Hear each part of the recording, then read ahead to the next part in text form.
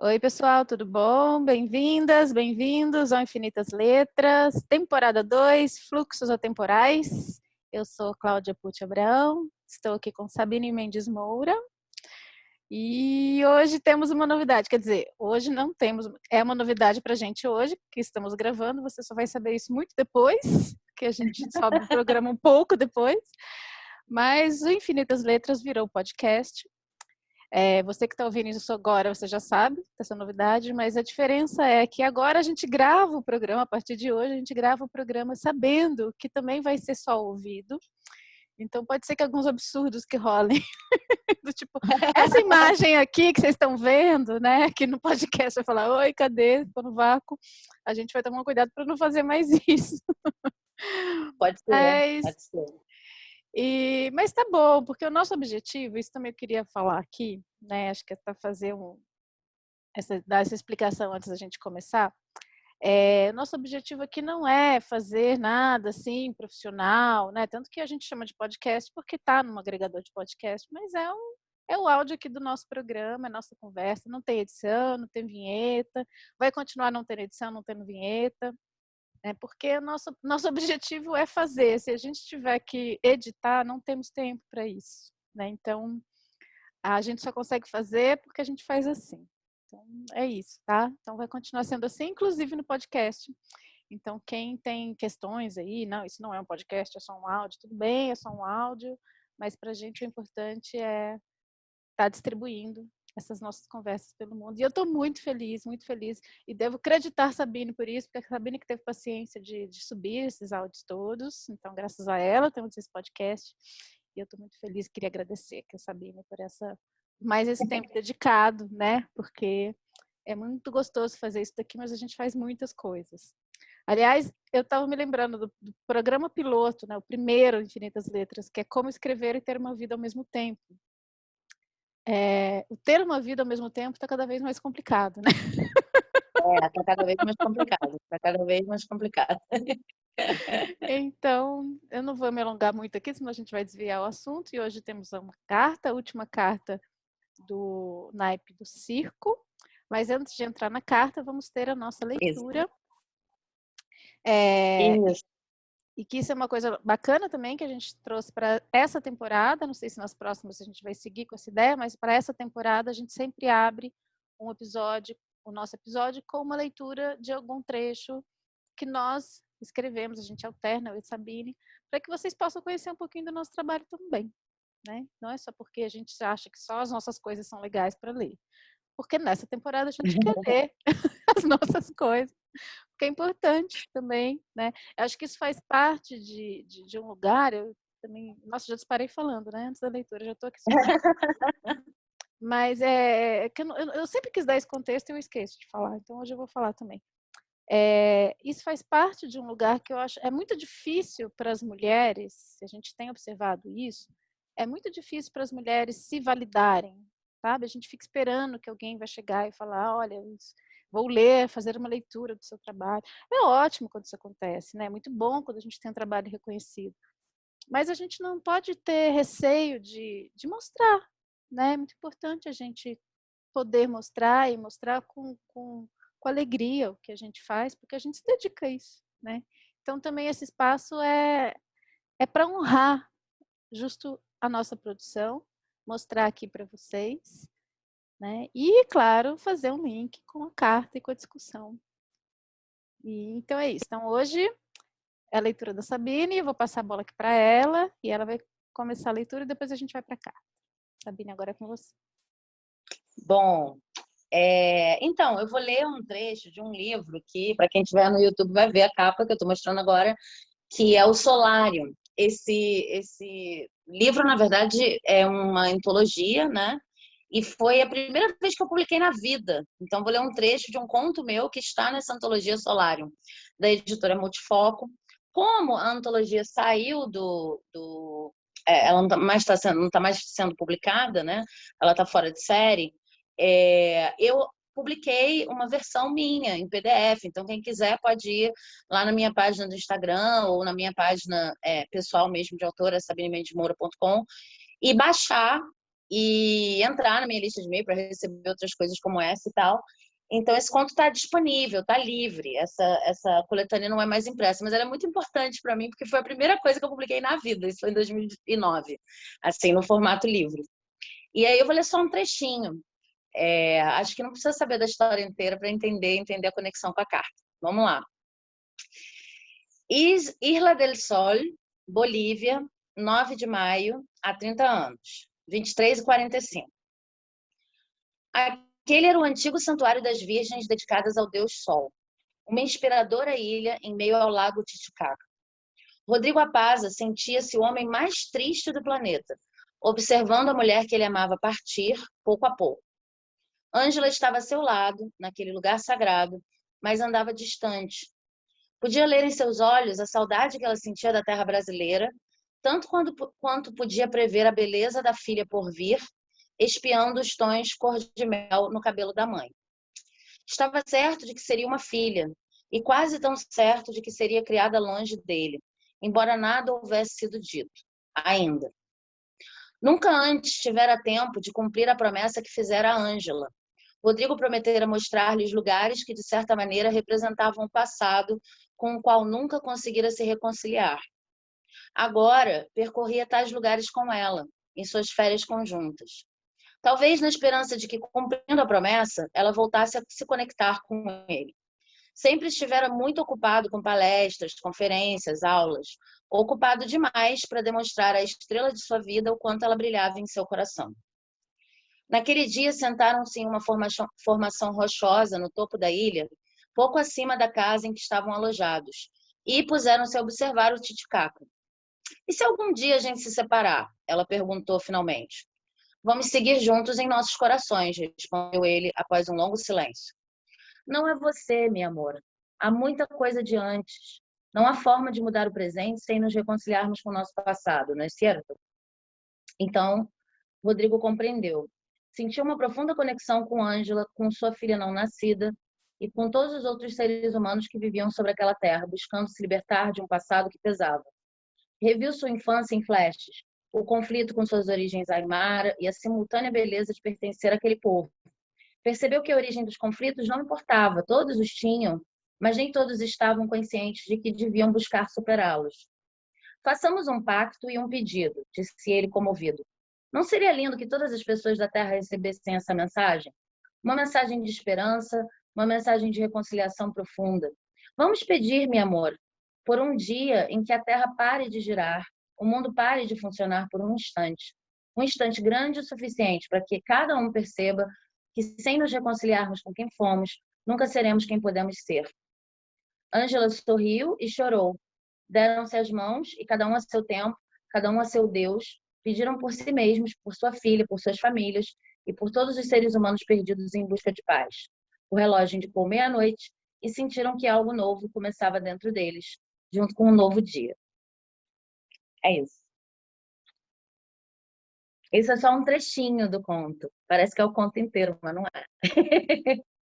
Esse conto, para quem se interessar, fala sobre um vírus de computador que ataca todos os computadores do mundo. E esse trecho que eu li é um grande spoiler. Então, a carta de hoje é essa carta aqui, que se chama Filhote. Eu vou ajeitar minha câmera aqui e quem está acompanhando o vídeo vai ver, porque eu estava querendo espaço aqui para ler. A carta de hoje é a carta Filhote. E a carta Filhote, ela tem uns elementos que são elementos assim muito simples, mas muito significativos. Tem uma personagem que é uma personagem sem gênero, né? É uma personagem de gênero não definido. E essa personagem, ela se autocoroou. Então, quando eu estava desenhando a carta, eu ouvi claramente, olha, essa personagem, ela se autocoroou. Ela é uma personagem autocoroada. Então, tem uma coroa e ela não tem nariz. O nariz dela é uma luazinha, né? Então, tem 2 olhinhos, boca, mas não tem nariz. O nariz é uma luazinha. Ela tem asas, e aí, para quem está acompanhando desde a da história do do beijo tão esperado, enfim, a gente já viu, né, o beijo tão esperado, que cura, mas nunca vem, que abria só esse naipe, né? Aqui a gente tem asas completamente diferentes, que já estão super abertas, que são asas, assim, prontas para voar nessa criatura, né? E aí ela está logo atrás de um muro, e esse muro simboliza o limite entre o mundo material e o mundo, enfim, outros mundos não materiais. Melhor deixar assim. Enfim. E ela está justamente nesses outros mundos nesse momento, essa criatura.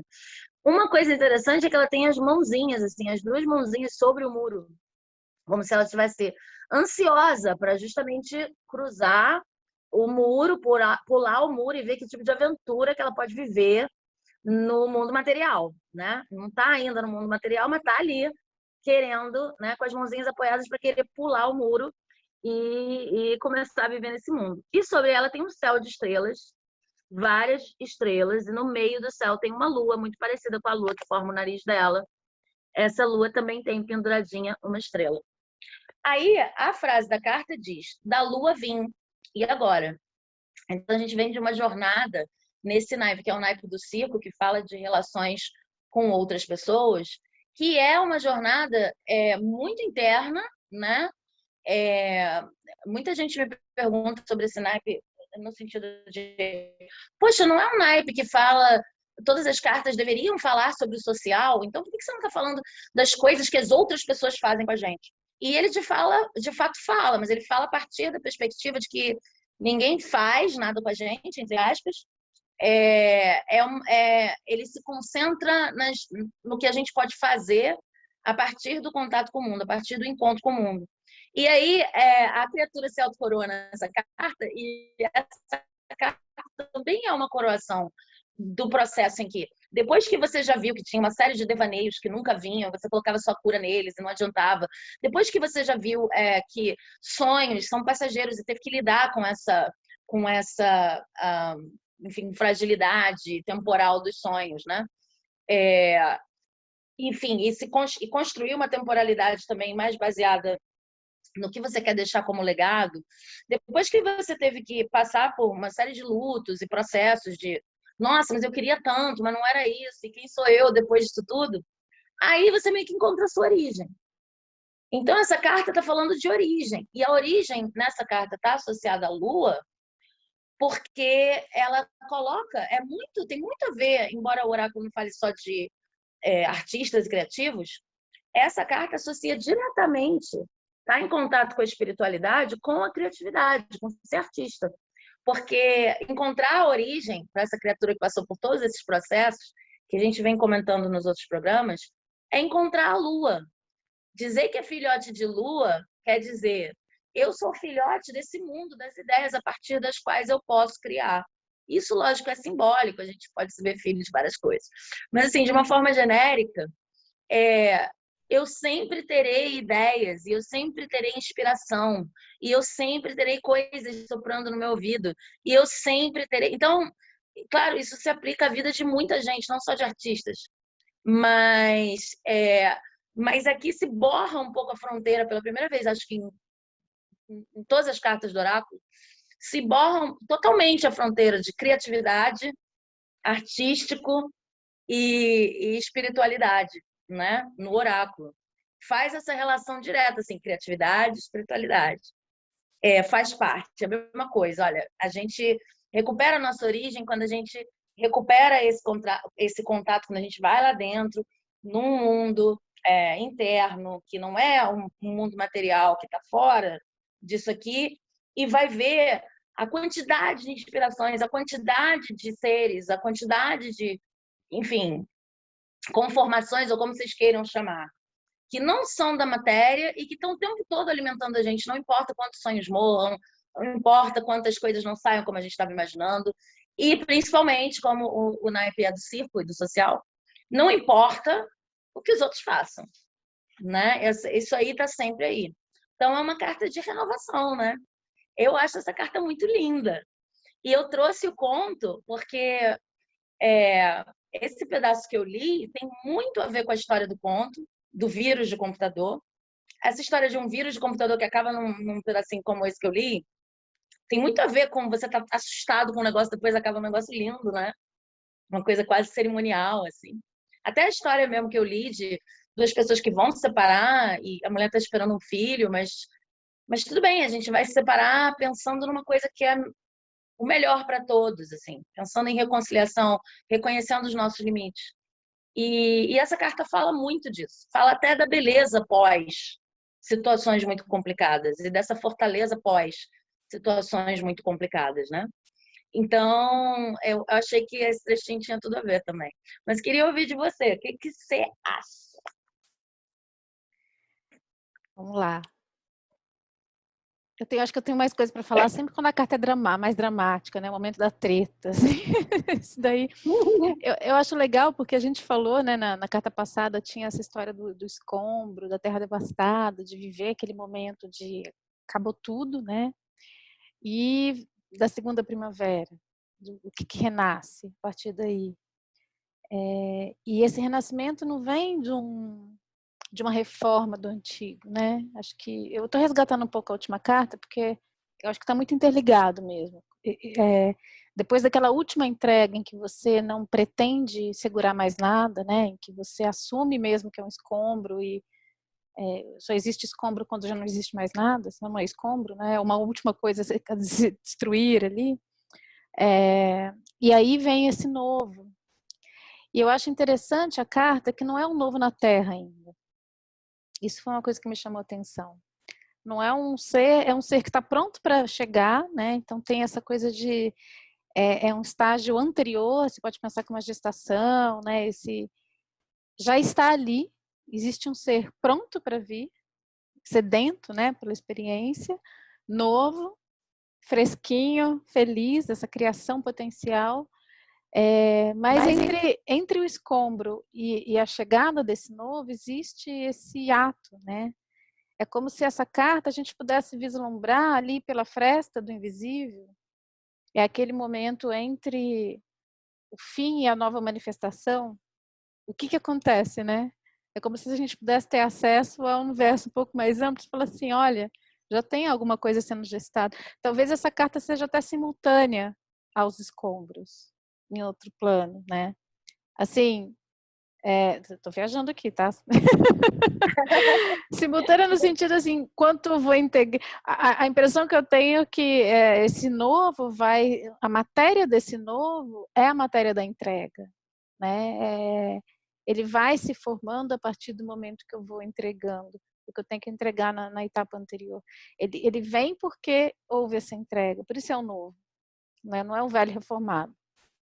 Quando eu falo velho aqui, claro, não é um etarismo, tá, gente? Não tem problema nenhum, pessoas velhas e sábias. A questão é o velho no sentido do que se arrasta e que é como uma carcaça mesmo, né? Algo que já não deveria mais estar ali, tinha que ser entregue mesmo para uma renovação.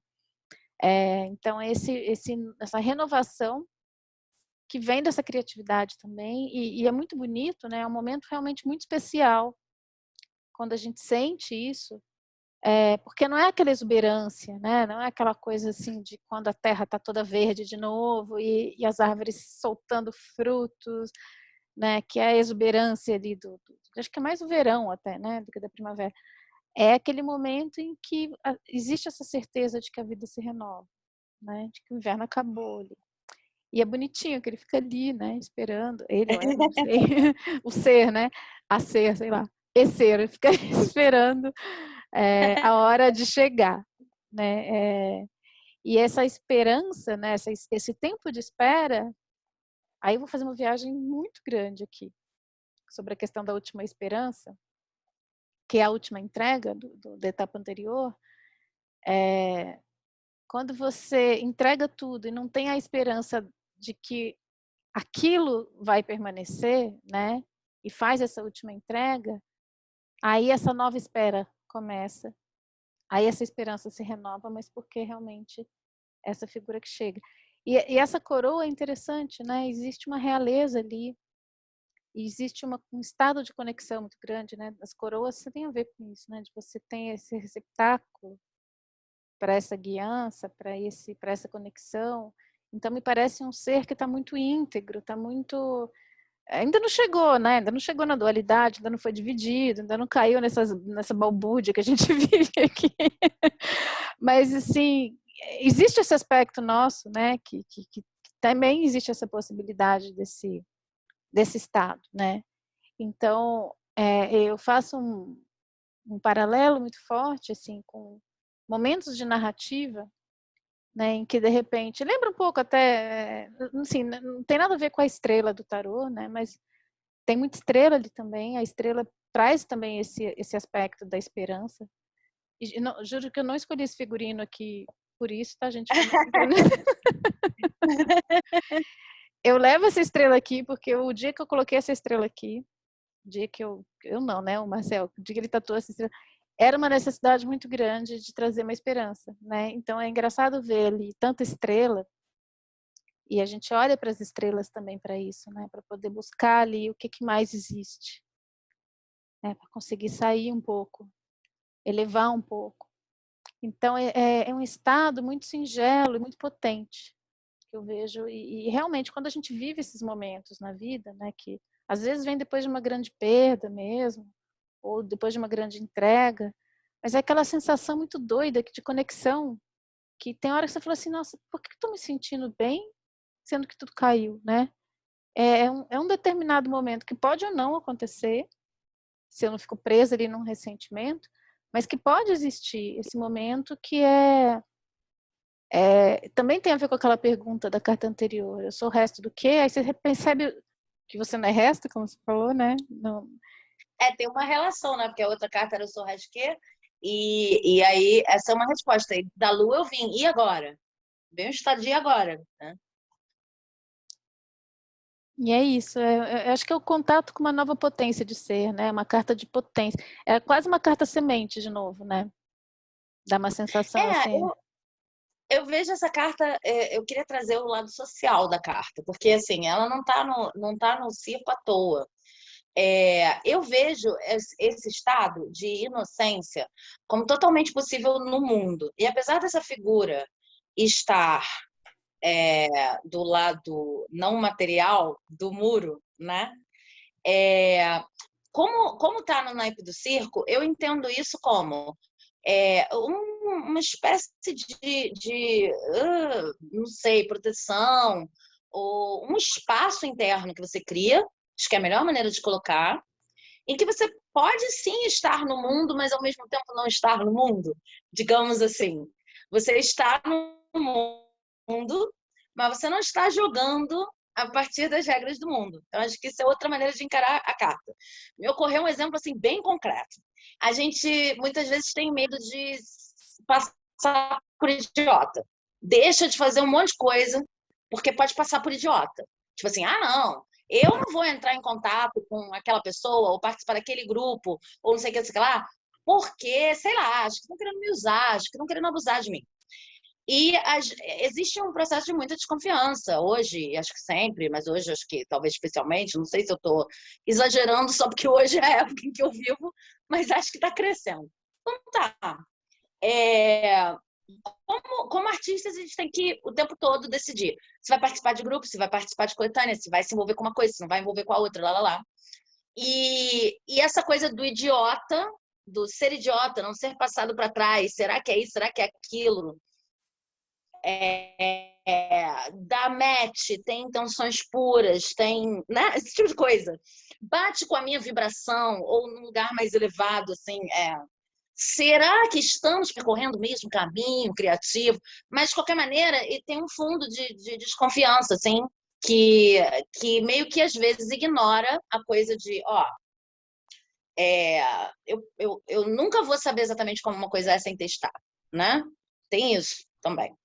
Então, se você está nessa atitude dessa carta, se você está nessa atitude de, olha, eu até estou aqui, prestes a pular, mas, claro, porque eu estou representando pessoas que estão aqui, vivas, né, com essa carta. Né? A carta está representando pessoas que estão vivas.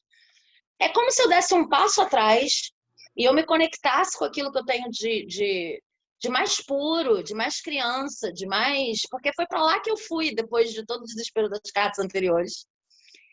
E aí eu pensasse assim, olha, pode ser sim, que esse grupo seja cruel, inclusive.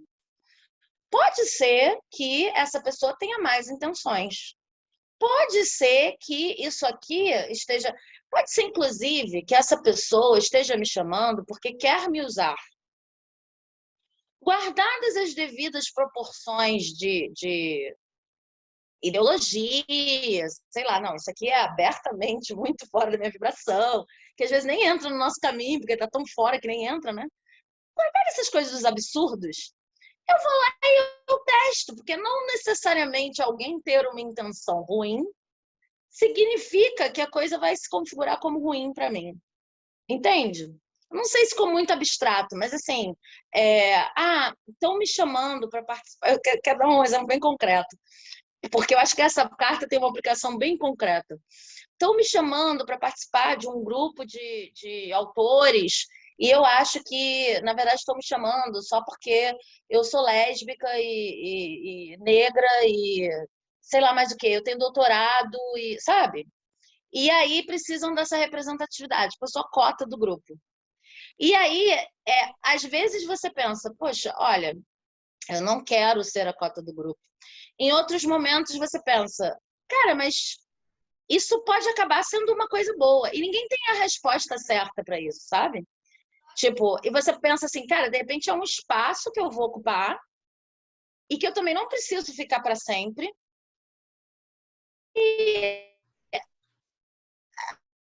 apesar da intenção da pessoa ser me usar nesse sentido, pode acabar sendo uma coisa que eu lá dentro abre espaço para muito mais gente. Acho que travou, né? Travou, né?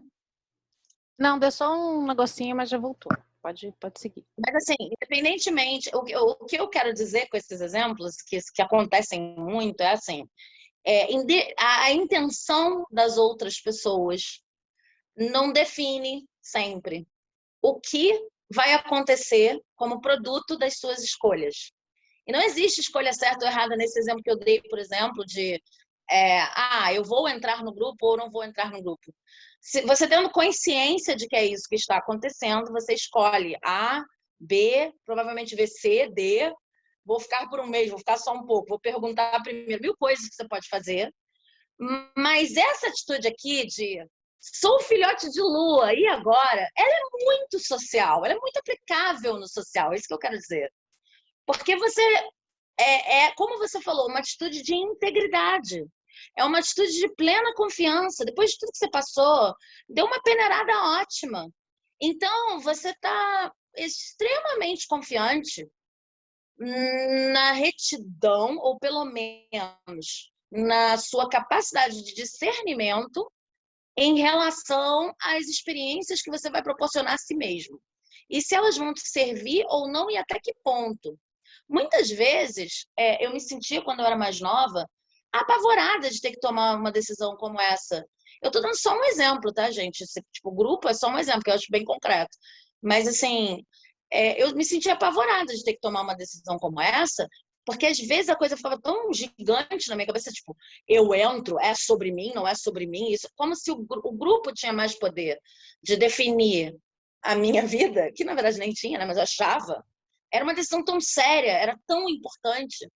E quando você chega nesse ponto de filhote de lua, você sabe quem você é. Você sabe que você pode sair. Você sabe, inclusive, que você pode errar. Você sabe, inclusive, que... Então, eu vejo uma aplicação muito... Quando a carta diz assim, da lua vir e agora, esse e agora, para mim, são as várias possibilidades que surgem quando você não se relaciona com os outros como resto, como alguém que precisa deles para completarem você. Mas quando você se relaciona com os outros como uma figura autocoroada. No popular, bem popular mesmo, seria pago minhas contas, entendeu? Pago minhas contas, cuido das minhas coisas, ninguém tem nada a ver com isso. Só que num lugar super centrado, num lugar super... Cara, eu sei quem eu sou, sei para onde eu estou indo, e aventuras acontecem e coisas difíceis vão me testar. Mas, assim, eu não tenho nem mais a obrigação de tomar a decisão certa sempre. A gente aprende experimentando.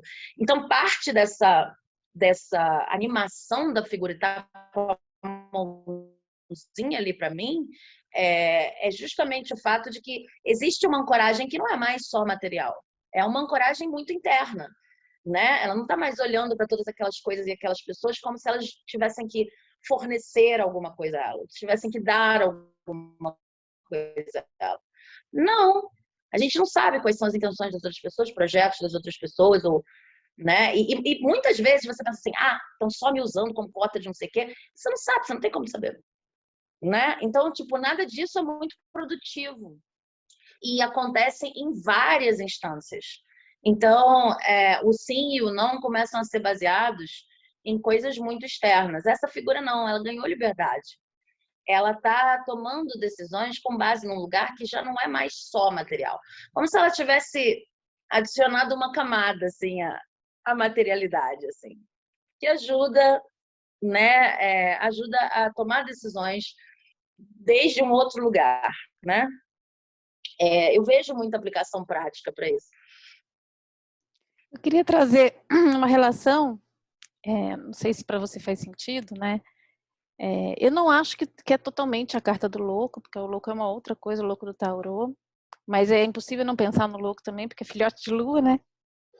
Tá aí a coisa da influência lunar, o lunático, e essa leveza também, né? Mas é bem diferente do louco em alguns aspectos, porque me parece uma figura mais autoconsciente, mas tem uma coisa aí muito bacana, né, que a figura tem esse frescor, é uma figura nova, né, visualmente nova, mas vem de uma experiência. Aí te ouvindo, dá para ver claramente que essa experiência anterior continua na consciência da criatura ali, né? Não é um novo inconsciente do passado, quer dizer, é uma figura que o novo é pela renovação, mas a sabedoria segue ali, né? Então acho que vem muito. Eu não sei se eu já falei isso aqui no programa, porque às vezes eu e a Sabina, a gente troca tanto áudio também fora do programa, que eu já não sei mais se eu falei isso aqui ou no áudio, mas eu vou falar de novo, do jeito. Que assim, a gente tem um grande mestre, né, um filósofo que a gente conhece, um projeto que a gente faz parte, o Movimento Humanista, e ele sempre fala assim, que de fracasso em fracasso a gente avança, né, essa coisa de fracasso em fracasso. E aquilo sempre ficou assim para mim, eu achava antes que o fracasso era assim, você caminha um pouquinho, daí você fracassa. Aí você tipo volta 2 casas, aí depois você caminha mais um pouquinho. Eu achava que de fracasso em fracasso era por isso. Você para na hora que você fracassa, depois você segue, porque você tem ali resiliência, né? E não desiste, não sei o quê. Aí, no meu último escombro, no meu último momento escombros, eu falei assim, eu entendi. Não é que você, apesar do fracasso, avança, né? E o fracasso é uma pausa no movimento. Não, você avança porque você fracassou. Que tem a ver com essa carta da desilusão. Porque quando a gente está iludido, é o oposto dessa carta, né? Essa carta o ser tá ali na Lua, olhando para a Terra, olhando muito para a realidade, né? Olhando para a realidade. Ele não está iludido, ele está de olho na realidade. E quando a gente está iludido, parece que é o contrário. A gente está na Terra olhando para a Lua, né? A gente está olhando para qualquer coisa menos para a realidade, menos para o que a gente tem, menos para o que está acontecendo. Então, esses processos de desilusão, eles nada mais são, o nome já diz, é desilusão. Não é irrealidade, é desilusão. Você cai na real. Aí você olha para a realidade. Aí é o fracasso, né? Nesse sentido. Que você fala assim, nossa, essa é a minha vida, né? Matrix, assim. É que Matrix, o filme, traz isso para uma perspectiva muito tétrica às vezes, né? Tipo, nossa, a realidade mesmo é terrível. Mas depende da perspectiva, né? É uma metáfora, é bem simbólico, assim. Mas eu posso não olhar para essa realidade como uma grande prisão, tal, e como, nossa, mas também não é aquilo que eu estava vendo, né? E aí, porque eu olho, se eu carrego esse frescor, e acho que esse é o pulo do gato, né? E o seu texto traz muito isso, vamos nos reconciliar. Eu acho que isso é muito importante. Porque se eu estou ainda ressentido com o que foi, eu ainda não entreguei. O próprio nome já diz, eu estou ressentindo, eu estou ainda ali naquele cenário de escombros, né? Então, essa reconciliação é essa última entrega, quando você sintetiza e fala, bom, agora eu posso caminhar para frente. Aí, oba, o que tem aqui? Né? Essa disposição, que é muito bonita, né? De olhar para frente, só ver o futuro, porque o passado já foi, porque já reconciliou, não é porque eu não quero olhar. Né? Porque sintetizou, resolveu, digeriu, agora só tem o futuro. E é um futuro que pode tudo, né? E com essa disposição, tem uma prontidão muito bonita. Me lembra muito o estado do palhaço também. Eu fiz uma vez um workshop maravilhoso, marcou minha vida profundamente, uma grande mestra, que é a Cristiane Pauliquito. A forma como ela traz a questão do palhaço é muito esse estado da alegria, da prontidão, que é muito essa carta, né?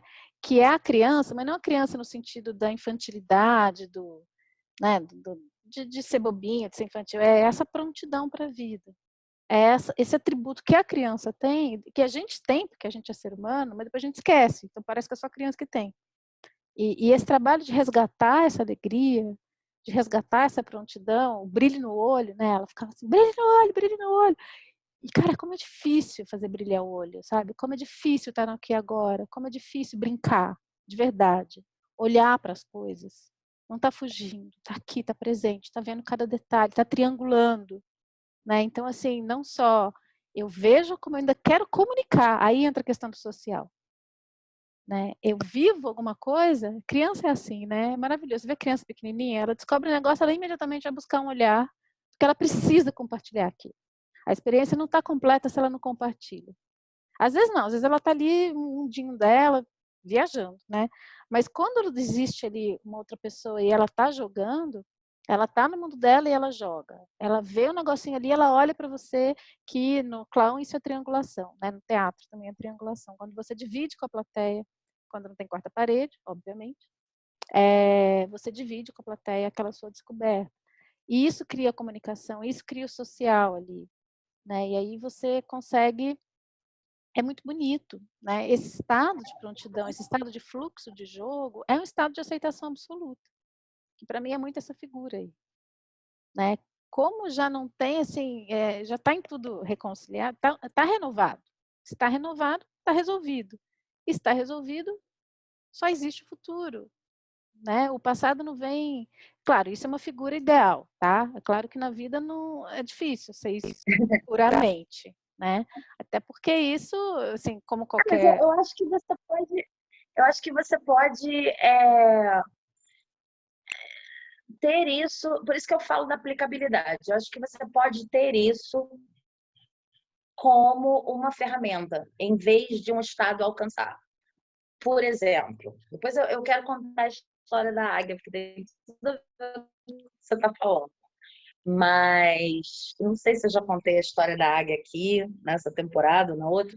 Mas, por exemplo, se você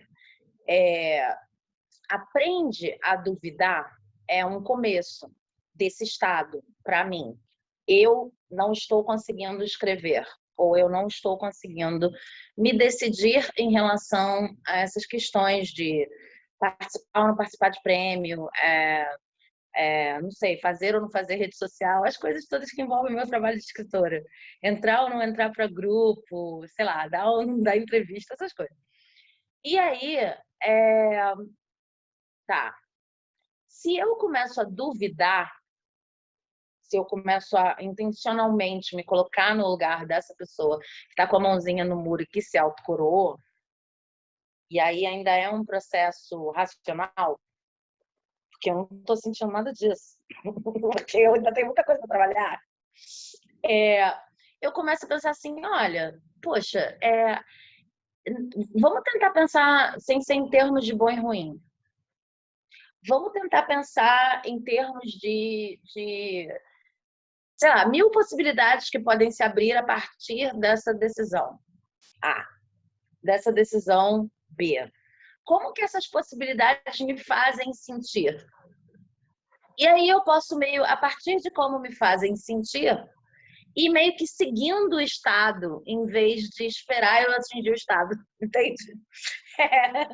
E isso Sim. funciona muito para mim.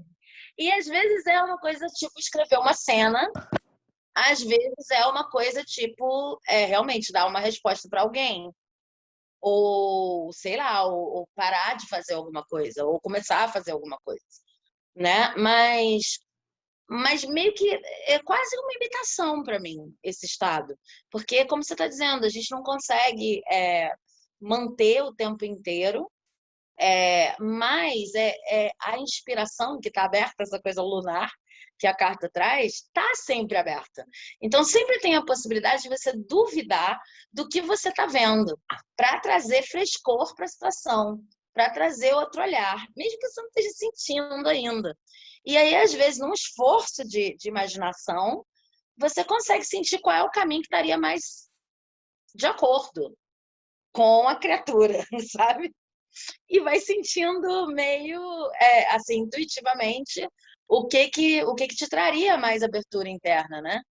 Agora, outra coisa que eu queria falar é o seguinte: você estava falando de essa criatura jovem, mas ela traz toda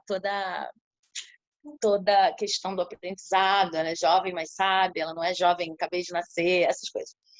E aí, eu me lembrei da história da águia, que não sei se eu já contei, que é assim, a águia mesmo, animal, águia, e por isso que ela é venerada em várias tradições. Ela, aos 40 anos, tá muito velhinha, com o bico todo ferrado, a asa ferrada, a garra ferrada. Eu já falei isso. Não. Olho, não sei se tem muito o que fazer. Não, olho eu tô inventando. Garra, penas, bico. Aí eu não sei a ordem, mas ela, aos 40 anos, vai para o topo de uma montanha. E aí ela arranca com o bico todas as penas. E aí depois ela. Sério. Aí depois ela. Eu não sei a ordem, porque eu não sei o que dá pra arrancar com o que, entendeu? Mas ela arranca com o bico todas as penas. E aí depois ela usa uma coisa para arrancar as unhas, a garra. E Meu depois ela arranca o Deus. próprio bico. Arranca o próprio bico. Isso acontece de fato. E aí ela fica ali. Tem uma ordem que ela espera, assim, vou esperar nascer isso para arrancar aquilo. Mas isso é assim, normal de águia, entendeu? Tipo, padrão. Águia padrão faz isso. 40 anos. E aí espera tudo nascer de novo e sai voando límpida, e faceira, sei lá quanto tempo que demora isso. E a águia é cultuada por muitas culturas justamente como um animal de renovação, né? Então eu acho que tem tudo a ver com o que a gente está falando, por isso que eu lembrei da história. Essa carta traz muito para mim a imagem da águia. Essa coisa de ter passado por um processo em que você mesmo tirou seu bico, suas garras, não porque você nunca mais vá ter asas. Não porque você nunca mais vai ter um bico, quer dizer, uma coisa que te permita abordar o mundo e retirar ali o sustento, uma alimentação, uma coisa que você precise. Não porque você nunca mais vai ter sua defesa, né, suas garras, mas porque as estratégias não estavam mais funcionando. E isso é sempre um processo doloroso. Então você foi lá e zerou tudo. E aí também tem o processo de esperar crescer e você realmente sente um resto nesse processo. Mas aí quando cresce, você é uma águia nova. Então, para mim, esse filhote de lua é uma águia nova. Tô aqui, tô pronta. Mas assim, eu tô pronta a partir de outros parâmetros. Eu tô inteiramente renovada. Eu sei que isso aqui vai me servir num outro nível para essa jornada que eu vou começar agora. E tem tudo a ver com a nossa conexão com o mundo e com o social, sabe? É para interagir mesmo com o mundo material que a águia precisa de tudo isso. Para mais do que para a sobrevivência dela, para ser águia, né? Então, tipo, mais na interação com os outros, né? Ela podia, tipo, não, agora eu vou morrer, vou ficar aqui velhinha num cantinho com todas as águias velhinhas. Não, ela se renova e vai e continua, né? Enfim, é isso que eu queria trazer. E uma coisa que também me ocorre, assim, acho que é um elemento forte, que é a coroa, né? Essa coisa do ser autocoroado. Claro, né, gente? Acho que quem acompanha aqui, a gente sabe que não é uma figura que vai dar um golpe, né? Tem muita gente que se autocoroa. Já tem muita gente querendo dar um golpe pra gente dar conta. Tipo, não, eu sou rei, pronto. Eu já tive que lidar com isso uma vez, quando eu era professora, numa faculdade, um grupo de alunos. Aliás, eu fui chamada por isso. Tinha. Mas história muito doida. Tinha uma TV interna e uma pessoa, o grupo de alunos tinha um figura que se autocoroou, literalmente, ele põe uma coroa na cabeça. E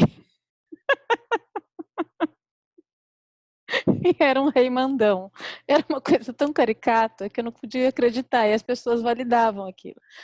E a primeira coisa que eu tive que lidar como professora universitária foi com essa história. Aí eu cheguei, estava lá o rei mandão com a coroa na cabeça, ele tinha uma coroa mesmo. E eu falava assim, por onde eu começo? Isso, gente, isso daí foi em 2005. Estamos falando de 2005, não estamos falando, né, de 2018, 2013. Mas é o mesmo espírito, né? Mas é engraçado como eu contei essa história, não vou contar o desdobramento. Depois ficou tudo bem, né? O menino foi ótimo, ficou tudo bem. Dei um curso de cinema, né? Aquilo gerou um monte de coisas maravilhosas, mas partiu deste momento da pessoa autocoroada neste lugar egóico, né?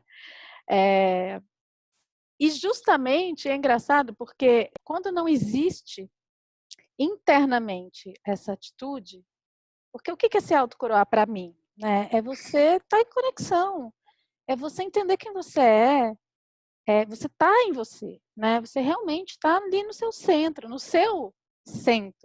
seu trono, não no trono que está reinando pela humanidade, entendeu? Você está ali no seu centro. Então, essa segurança que te dá, essa autoria, né? E a gente fala isso até assim, autoria mesmo, no caso, para escrever, a importância que a gente estar nesse lugar.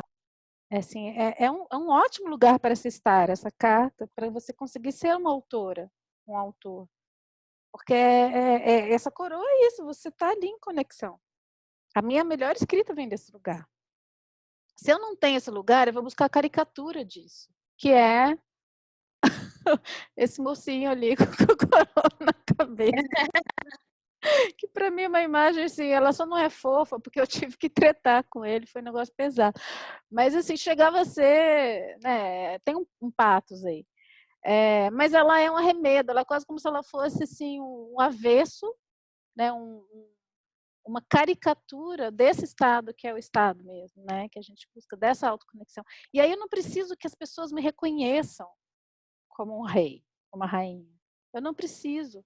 Eu acho que é próprio desse estado você já se sentir assim. Portanto, você não precisa que as pessoas te vejam. Estou falando no plano ideal, tá? Todo mundo continua tendo ego, carência e taranana. Então, calma, antes que vocês...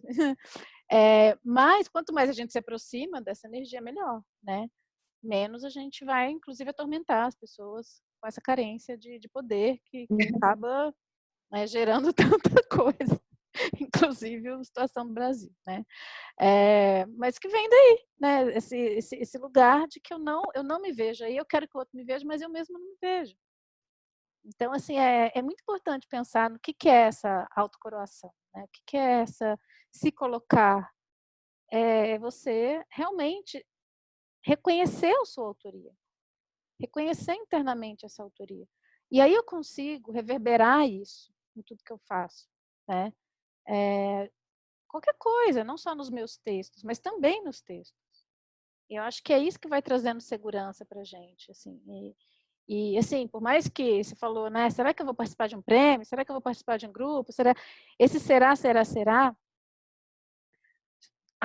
O tamanho disso, a importância que isso tem, a importância de definir quem eu sou, que esses grupos, que esses prêmios, que isso tem na minha vida, pelo menos eu vou falar por mim. Os momentos em que eu mais preciso ser definida pelos outros são os momentos em que eu menos estou no meu centro.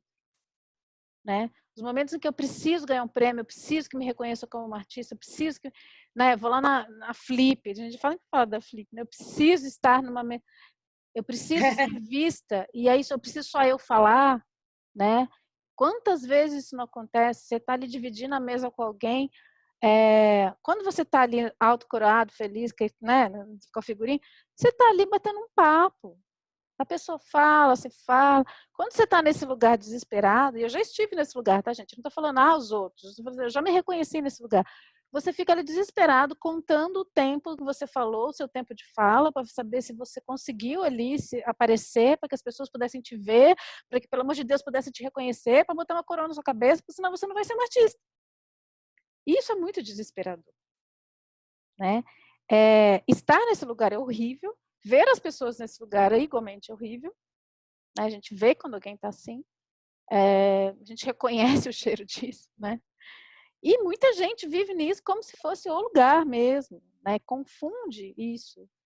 E é claro, a gente está vivendo a era do fake, esse é o fake da autocuração, e tem gente que faz tanta força para fazer isso que até parece que a pessoa realmente se sente assim, muito autocurado mesmo, mas às vezes não. Então, e aí eu estou falando de termos práticos, porque isso que você traz é muito legal, eu acho que tem muito a ver com o que a gente traz aqui para o programa, né? Da vida do dia a dia, né? O que é uma vida de quem escreve. Tem essas coisas que a gente tem que lidar. Para que eu vou dar o meu tempo, né? Então eu vou participar de um grupo, eu vou participar de uma coletânea, que coletivos eu vou participar? E muitas vezes a gente se mete num determinado coletivo, não por sintonia com as pessoas, não porque aquilo está te alimentando, é porque aquilo vai te trazer uma coroinha, aquilo vai te, né? Alguém vai olhar para você e não importa se aquilo não está te alimentando, né? E aí é tempo de vida que vai se escoando e aquilo não resolve. A questão é se eu me sinto assim ou não, né? E se eu dependo de que me vejam aí ou não. Tem essa coisa de você não. A gente realmente não sabe. Acho que eu nem consegui explicar isso direito, mas a gente realmente não sabe ou não consegue. Não existe relação, pelo menos como eu entendo, entre a intenção de uma outra pessoa, ou a intenção de um grupo, ou a intenção enfim, de um projeto de que eu possa participar, e o que eu posso fazer dentro dele. Isso é uma coisa um pouco difícil de explicar, assim. E pode parecer um pouco inocente, assim. Mas se isso, e eu demorei muito tempo para perceber isso, mas é real, assim, para mim. Se eu conseguir seguir na minha direção, seja lá qual for a missão que eu estou naquele momento, no meu trabalho, dentro da minha proposta, e aberta a colaborar com outras pessoas, não é a intenção maldosa ou a intenção estranha ou os planos malignos, como às vezes tem essa cultura de estar o tempo todo na internet, as inimigas, entendeu? Eu acho muito engraçado. E eu sei que muita gente está brincando, mas assim, às vezes parece que tem mais fama do que gente para ser famosa, porque, tipo, quando você fala inimigas, assim, E por e que no todo mundo fala feminino? das. É porque é assim mesmo que se fala, as inimigas tudo, né? Beijo nas inimigas, começou com funk e tal, enfim. Mas na verdade, eu não quero nem falar especificamente das inimigas, é só porque eu acho que é uma expressão que as pessoas vão entender. E depois saiu um meme dizendo assim, olha,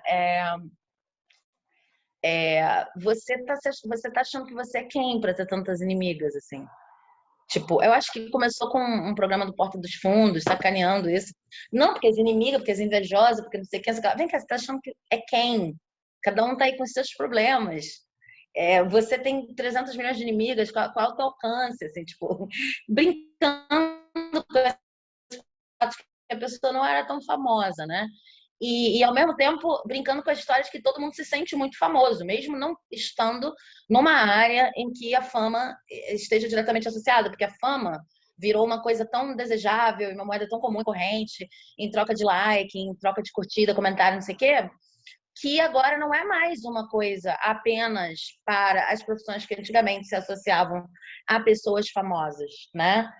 Tá chegando num ponto, e por um lado eu acho muito engraçado, e muito interessante, pode ser muito interessante, que daqui a pouco todo mundo vai ser famoso. E quando eu era criança, eu sonhava com o dia em que todo mundo fosse famoso. Ah, é? Porque aí não tem mais esse problema, lógico. Porque assim, a fama é horrível. Se todo mundo é famoso, quer dizer que todo mundo é especial, cada um do seu jeito. Então, quando eu era criança, no meu jeito simples, eu imaginava, né, que sei lá, com 8 anos, se todo mundo for famoso, todo mundo vai ser feliz. Lógico que hoje em dia eu penso de uma forma um pouco mais, sei lá, consciente em relação a isso. Mas, de repente, tem uma coisa boa nisso. Porque vai chegar uma hora que like, que curtida, que prêmio, que seja lá o que for, não vai fazer mais sentido. E aí as pessoas vão olhar e falar: todo mundo tem seu prêmio. Todo mundo inventou um prêmio para si mesmo, porque também tem isso. As pessoas estão inventando prêmio só pro seu grupo, né? Então, tipo, todo mundo tem seu prêmio, todo mundo, meio tipo escola, assim, vai saturar. E aí, meio tipo escola, assim, ah, não, ele ficou sem, então agora eu tenho que comprar uma estrelinha para ele. E aí, nesse negócio de internet, todo mundo vai ter o seu e, de repente, dá uma sossegada. Ou perde sentido. Ou, sabe, enfim, eu sei que é um pouco inocente. Mas o que eu queria falar mesmo, mas eu Não tenho essa esperança. não custa cocriar essa realidade, vai que ela acontece. Sim, eu torço para isso. Mas o que eu queria falar mesmo dentro disso é essa ideia de que, de repente, a gente não tem inimigo, sabe? De repente, a gente não tem. Não é nem que a gente não tem inimigo. Deve ter umas pessoas por aí pensando, pô, que merda a existência da Sabine. Deve até ter. Mas não necessariamente existe uma relação indireta, desculpa, uma relação direta entre o que vai acontecer comigo e o que essa pessoa está pensando. E eu acho que quanto mais eu estou centrada naquilo que eu acredito e sabendo o que eu estou fazendo, porque com essa história também da fama e do excesso de circulação de informação sobre a vida pessoal de todo mundo, a gente às vezes fica um pouco confuso e fica um pouco preocupado. Será que eu tenho as tais das inimigas? E checando muito a vida uns dos outros, sabe? E é justamente isso que às vezes atrai confusão. Mas se você está ali no teu caminho e sabe qual é o teu caminho, isso muda completamente a forma como você se relaciona com as pessoas, a ponto de você poder até estar num grupo que, olha, de repente pensa muito diferente de você. Mas a tua parte ali dentro você vai fazer tranquilo. Isso já aconteceu comigo várias vezes. E, eventualmente, chegou uma hora em que eu tive que sair, porque não dava mais para eu crescer dentro daquele lugar. Mas eu entrei, eu não sabia que não tinha nada a ver comigo, demorou para eu descobrir que não tinha nada a ver, nem por isso eu deixei de fazer um monte de coisa maravilhosa ali dentro. Sabe? Maravilhosa para mim, que eu digo. Não é que eu seja sumidade que faz coisa maravilhosa para ele, não, mas digo, cresci e aprendi muito. Então, acho que essa noção de fama, de inimiga e de não sei o que, de cuidado, e o mundo é perigoso e tal, é um pouco o que essa carta está contrapondo. Se você tá ali no muro, você se autocoroou, se você meio. Ah, tem uma autora que eu não me lembro quem é que fala. Você precisa de permissão para tipo, ser importante, especial, escrever essas coisas, sei lá o pouco que você quer fazer? Tá bom, te dei uma permissão. Ela bota no livro dele aqui. Aqui está a sua permissão para fazer tudo. Agora preencha, recorte. Essa carta é um pouco isso, mas de um lugar de muita dúvida e de muito aprendizado que a gente já viu nas outras cartas. Um momento em que você fala assim, cara, eu posso ser meu mundo, não preciso de nada, não preciso de ninguém. E por causa disso, toda a sua perspectiva em relação aos relacionamentos de trabalho, os relacionamentos criativos e outros que você tem no mundo, muda completamente. Porque você não precisa. Até tem um negócio que é assim também. Se eu estou me relacionando com uma pessoa e eu imagino que ela tem alguma coisa que me define, né? Tipo um prêmio, uma possibilidade de publicação, não sei o quê.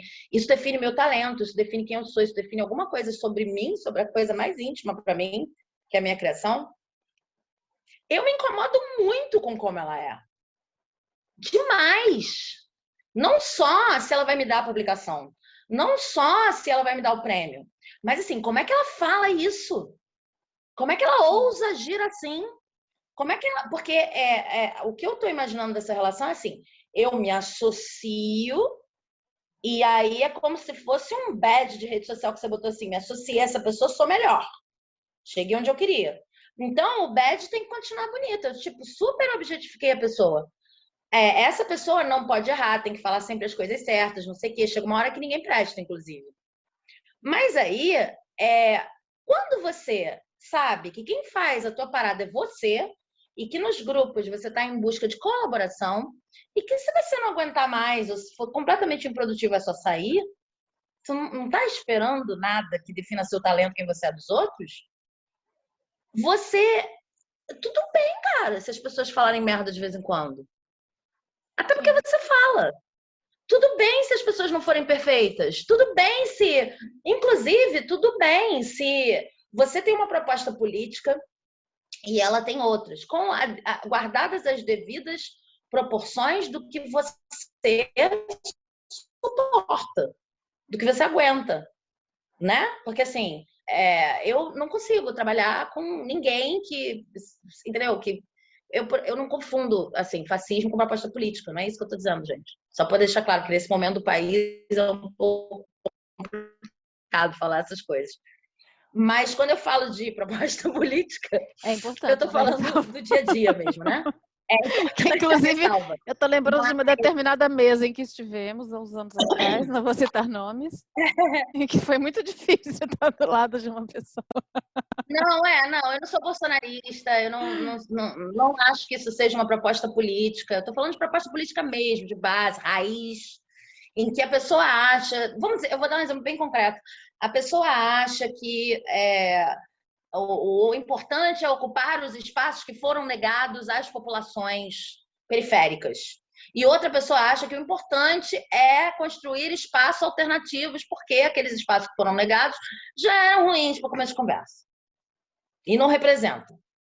Por exemplo, Uma super né? Isso é uma discussão proposta essa. política. Gente, esse negócio que o pessoal chama de governo hoje em dia, para mim, não é nem política, para começar.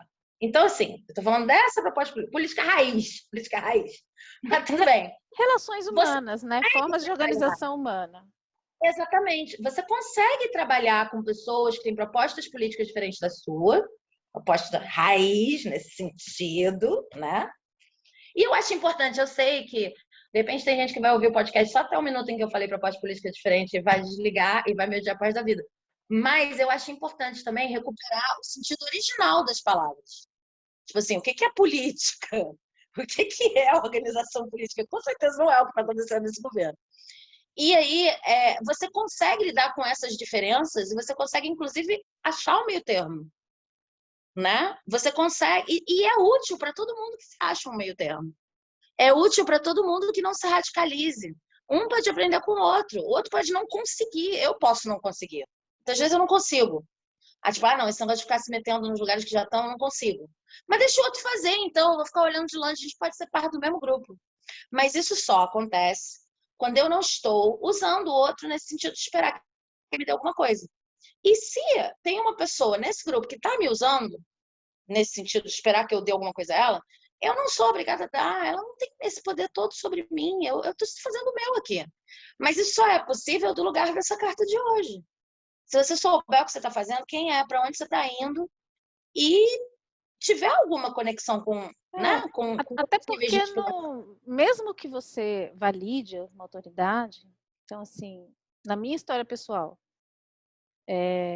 tiveram figuras de muita autoridade, professores, basicamente, né, que olharam para mim e falaram: isso não é para você, a escrita. Eu não vou contar aqui, né, as histórias, até porque eu não quero expor, mas tiveram não só uma, duas, três, né, várias situações de figuras que ali naquele contexto, naquele grupo, naquela universidade eram fulano, que eu até admiro como pensador, como crítico, mas que olhou para mim, na minha cara, no meio da aula e falou assim: isso não é para você. E aí? O que você faz? Né, você, na época, eu era totalmente influenciada por uma opinião. Quem era eu na fila do pão para dizer que eu era isso ou aquilo? É o que eu pensava. Hoje eu sei que não é assim. Eu não faço isso quando eu dou aula, mas ali tinha essa proposta de quem é, quem não é, quem faz parte do bando, quem não faz parte do bando. Eu não fazia parte do bando. E quem disse que eu consegui não escrever por causa disso? E não foi nem porque eu fui, porque eu também tenho essa natureza de falar assim, então vamos ver quem não pertence. Tem um aspecto meu que é isso, mas naquele momento eu realmente fui afetado por aquela opinião. Eu falei, acho que eu não sou mesmo não. Tentei fazer outra coisa, mas não porque eu tinha desistido. Eu falei assim, aqui não vai dar, né? Também não adianta, você não vai ficar ali implorando para te dar a carteirinha do clube. Não funciona. Tentei, não rolou, falei, tá, vou fazer outra coisa, fui tentar por outra via. Quando eu vi por outra via, comecei a fazer, de repente começou, outras pessoas me reconheceram. Eu falei, bom, então. Aí você começa a entender, né? Que primeiro, ninguém é autoridade máxima em por nenhuma, mesmo. para uma pessoa, você realmente... Eu acredito que aquela pessoa estava sendo sincera. Para os critérios dela, era uma pessoa execrável. Para os critérios daquela outra pessoa, que também se tornou autoridade, não. Que é a mesma coisa, você vai se submeter a um concurso, quem é a banca? Né? Quem é o júri? Gente, é sempre a opinião de alguém. Né? E se você depende disso para dizer se você é ou se você não é, o que é?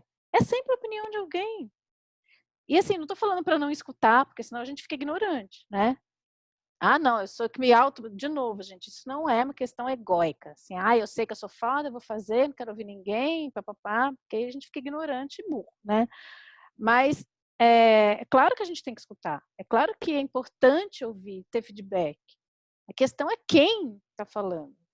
Né? E não ficar ali restrito a um determinado grupo, porque de repente você quer porque quer, porque quer. É aquela frase do Groucho Marx, né? Eu não quero ser aceito, não quero a carteirinha do clube que me aceita como sócio. Tem gente que vai justamente bater naquele lá que não quer.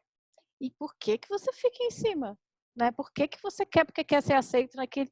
Porque de repente aquelas pessoas realmente não te reconhecem. E aí você vai passar a vida implorando. Se você sente que você tem que fazer, que você tem que escrever, né? Sim. Então, assim, tem um limite aí, né, entre você ter escuta e noção de quem você é na fila do pão, né, que aí é uma questão, né, de humildade, no sentido de, é noção, assim, olha, até onde eu já caminhei, né, a gente também tem que ter um parâmetro até para a gente continuar aprendendo, e eu, pelo menos, quero fazer isso, eu não quero parar, estagnar, né, eu quero continuar aprendendo. Então, para mim, o feedback é que dá a medida. Às vezes o feedback não é alguém que me vem e fala, eu vejo o trabalho das outras pessoas, olho para o meu, se eu não estou na loucura da inveja, né, de falar, jamais vou conseguir fazer, porque vaca para fora, que idiota, né, morra vocês todos, para que não tenha mais esse critério de comparação. Não, se eu estou ali com a minha, se eu estou no meu centro, eu olho para o negócio que é maravilhoso, eu falo, uau, existe essa possibilidade, também quero chegar nesse, sabe? Vou fazer do meu jeito, mas também quero chegar nesse nível de excelência, nesse nível de depuração das palavras, nesse nível de sei lá o que for que eu admire, né? Aí o outro vem como um parâmetro do quanto eu ainda posso crescer. Isso eu estou equilibrado, se eu estou desequilibrado, eu quero que morra, entendeu? Mas é assim, a gente convive com essas duas coisas dentro da gente, óbvio, estamos na dualidade. A questão, o que eu vou escutar? Assim como, se chega alguém e fala assim, que você não pode, que você não é para você, e você sente lá dentro que você nasceu para isso, você vai fazer o quê? Você fala assim, ai, fulano não deixou. Passa a vida ressentido, né? Porque aquela autoridade aí pichando a pessoa para tudo que é lugar, porque me proibiu de fazer o que eu queria, e, desculpa, você não fez porque você acatou aquilo como verdade e parou ali, né? Mas é que tem algumas pessoas que é mais difícil de não acatar, né? E É, algumas situações em que é mais difícil de não acatar. Depende muito de quais eram as condições ao seu redor, de quem você era, da sua história. Acho que é importante dizer, pensando assim na menina que eu fui, é importante dizer que você não precisa acatar nenhum julgamento. O que eu gostaria de dizer para ela, né? Você não precisa, Sabininha, acatar nenhum julgamento, nem opinião sobre você ou sobre o seu trabalho, sem examinar esse julgamento e essa opinião. É bom ouvir, mas examine. Você não é obrigado a acatar nenhum julgamento, nem a opinião sobre o seu trabalho e sobre você. Gostaria de ter ouvido isso. E também gostaria de ter ouvido que é possível construir esse estado interno dessa carta de hoje na intenção, na força de vontade. é. Porque por muito tempo, eu perdi muito tempo. Não perdi, ganhei, né? Mas assim, tava aprendendo também. Mas fica uma sensação de que eu podia ter, sei lá, se alguém tivesse me dito quando eu era criança que, olha, estados tipo esse, você pode chegar lá. Eu não teria associado o estado a seres humanos de uma determinada qualidade. Porque quando a gente vê uma figura como essa, autocoroada, animada, etc., parece que está sempre muito longe da gente. E parece que depende de uma série de condições externas. Parece que depende de coisas inalcançáveis. Dependendo de qual é a sua história de vida, parece que não pode nem ocorrer no seu país. Então, assim, existe um distanciamento muito profundo entre essa imagem, que nada mais é do que uma construção interna, né? E a gente, a nossa. Então, eu gostaria só que, né, pensando com muito carinho na criança que eu fui, na menina que eu fui artista, dessas duas coisas, que alguém tivesse me dito: olha, você não é obrigada a acatar julgamentos e opiniões, vale a pena ouvir, mas processa, tá? Porque isso, se você não processar, vai virar um impedimento, vai virar uma crença não analisada, vai virar um peso na sua consciência, vai virar um poder que outras pessoas têm sobre você. E vai virar, mesmo que seja uma coisa muito boa, tá? Te digo. Você precisa examinar, você precisa passar por você e pelo seu filtro. Você não é obrigada a acatar, não importa o que você sinta por essa pessoa. Não importa o medo que você tenha dessa pessoa. E a outra coisa é essa, cara. Estados internos de empoderamento, de centramento, eles são possíveis de se construir.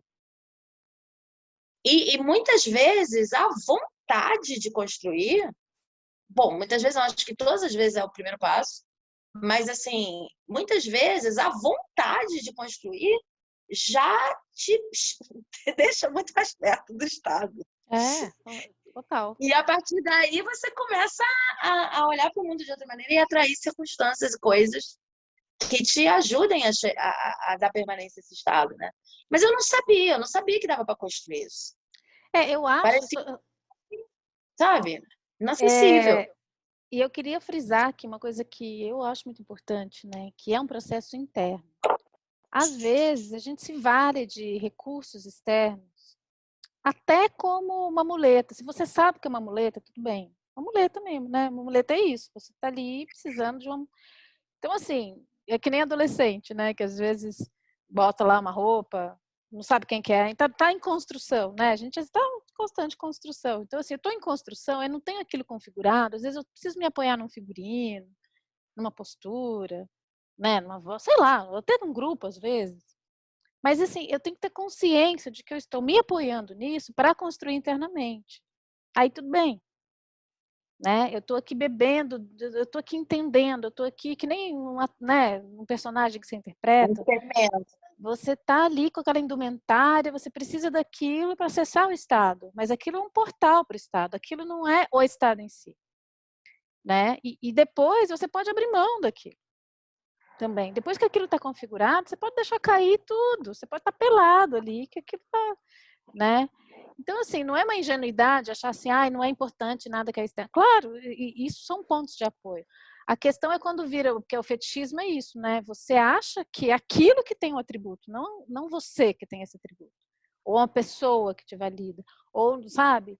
E aí começa, né? Aí começa a merda, porque se você não tem aquilo, você não tem o Estado. Você acredita algo externo, né? Então, assim, mesmo que você se valha como um recurso temporário de algo externo para configurar esse estado, e às vezes é bom fazer isso também, sabe? Seja lá do jeito que for, eu quero ter uma roupa que é essa roupa, quando eu ponho a roupa, eu sou a escritora. Beleza, compra lá o raio da roupa, seja feliz com a roupa, mas sabe que isso é para configurar, é para trazer para você e depois você solta. E também não fica dependente disso, é a peninha do Dumbo lá, né? E aí, o que é engraçado é que a gente não está acostumado a pensar assim. Então, você olha na imagem, no externo, né, no que se declara, especialmente em rede social, que você pode falar o que você quiser, ainda mais agora, né? Com filtro, com fake, com tudo, você monta ali o que você quiser. Mas é muito curioso como mesmo montando, mesmo falseando tudo às vezes, ou não, né, ou parte disso, o quanto se acredita nisso. Quanto às vezes a gente cai, não estou falando as pessoas bobinhas que acreditam, estou falando nem de mim, estou falando, né, que às vezes você está em meio, você olha para o negócio, eu, né, que sou tão inteligente, tão consciente, nossa, caio nessa, claro que a gente cai, né, porque aí é a questão do espírito da época. Você está num dia mais débil, né? Um dia mais não sei quem eu sou, não está ali coroado no seu trono. Você olha ali para o Instagram, você olha ali para o que, você fala assim, nossa, olha essa pessoa, e eu estou aqui fazendo o quê da minha Eu vida? nem preciso estar débil, não. Eu caio sem estar débil. A única solução que eu descobri, que eu consegui para isso foi não estar lá. Tipo assim, eu reduzi mesmo. Eu preciso trabalhar lá, então preciso reduzir. Eu preciso reduzir. Eu entro 30 minutos sociais em rede todo dia, no máximo, para trabalhar, já sabendo o que eu vou fazer, porque senão não tem condição. E eu acho essa consciência incrível, porque, né, a gente fala assim, nossa, eu sou super consciente. Quando você vê, você se lascou. Assim, você tá ali. É muito forte esse bagulho, entendeu? Por isso que a carta é social. Porque isso também é estrutural. Quando a gente fala de racismo estrutural, machismo, isso é, sei lá, egocentrismo estrutural, né? Fraqueza estrutural, porque isso é uma fraqueza de ser imensa. Essa desconexão consigo mesmo. Mas é estrutural. E é muito difícil, assim, essa carta, estar nesse estado é algo a se intencionar mesmo, mas é um negócio que demanda uma energia aí muito alta. Né? É uma delícia quando a gente acessa, mas assim, é um negócio que demanda ali um esforço. Né? É mais comum a gente não estar nesse lugar. Né? E é isso, mas eu chamo de estado débil, eu acho débil, em comparação, né? Que é o estado que a gente vive, em geral, é um estado Sim. meio débil. Não estou me Nesse lugar, sim. degradando. É débil, assim, fraco, né? De debilidade, é um Deve estado que fraco, enfraquece. Quando eu pego aqui o celular e fico invejando as pessoas, eu tô fraca, lógico que eu tô. Tô fraca, tá fraca. Tô forte? Não tô forte. Quando eu tô em mim, eu olho e falo, pô, quero escrever, quero criar, quero viver, quero ver as pessoas, quero estar no olho do olho, quero estar nessa prontidão, isso é força. Né? Isso para mim é força. E se eu me reconheço nesse lugar, se eu quero estar viva, se eu quero trocar, se eu quero estar no jogo, quero brincar, né? Isso para mim é força. Se eu não estou nesse lugar, eu estou fraca. E é importante eu sim. reconhecer. E aí eu acho muito sábio mesmo você falar assim, cara, não estou dando conta, não consigo estar aqui sem sentir isso tudo, eu prefiro ficar longe. É um primeiro passo, né? Precisa. Agora, o que não dá para você ficar lá, então eu também vou fazer, e você fica lá, né? Corta os pulsos, É. fica lá vertendo na sua energia vital para o negócio, que vai te enfraquecer ainda mais, porque você está comprando esse jogo. Né? Então, nossa, onde a gente foi? Nem sei que horas são, estamos Olha, longe. eu sei que acabou o programa, mas eu vou mostrar Cara, a gente a falou carta. muito hoje. Achei que não ia falar Falamos nada com essa carta, olha só. sempre assim, quando você acha que não vai falar nada. Mas eu vou mostrar, então, a gente vai entrar num naipe novo. Ai, E agora eu é vou mostrar esse azul. teto, que é difícil de ver de longe. Mas, assim, ele é azul. E ele é o naipe do além. E o além está dizendo oi. Tem um balãozinho dizendo oi. Claro, né? Se você chegou nesse ponto, nesse nível de profundidade, vai entrar num ciclo agora em que realmente só partindo para o além, para inspirações, para outras dimensões, porque, né, agora você realmente está querendo reforçar esse mundo interno, que você acaba de descobrir, fazer contato, ou pelo menos ter noção de que, poxa, seria bom que eu vivesse um pouco mais por lá, ou operasse desde lá. Aí a carta que a gente vai ver semana que vem, quando eu comecei a fazer essas cartas, começaram a me pedir para eu usar elementos que tinha pela casa. Então, essa carta tem um clips completamente torto. E aí tem essa imagem de um clips, não sei se dá para ver direito aqui, Uhum. com duas faixas vermelhas por cima, né? E o nome da carta é O Mapa Divino. A frase diz: não aceita sentidos provisórios. Então, tipo assim, só para deixar vocês encapivados, o mapa divino é esse mapa completamente torto aqui que o clipe está mostrando, com dois bloqueios vermelhos. E aí a frase diz: bom, o mapa divino não aceita sentidos provisórios. Esse é o primeiro contato do além. Aí semana que vem a gente fala sobre isso.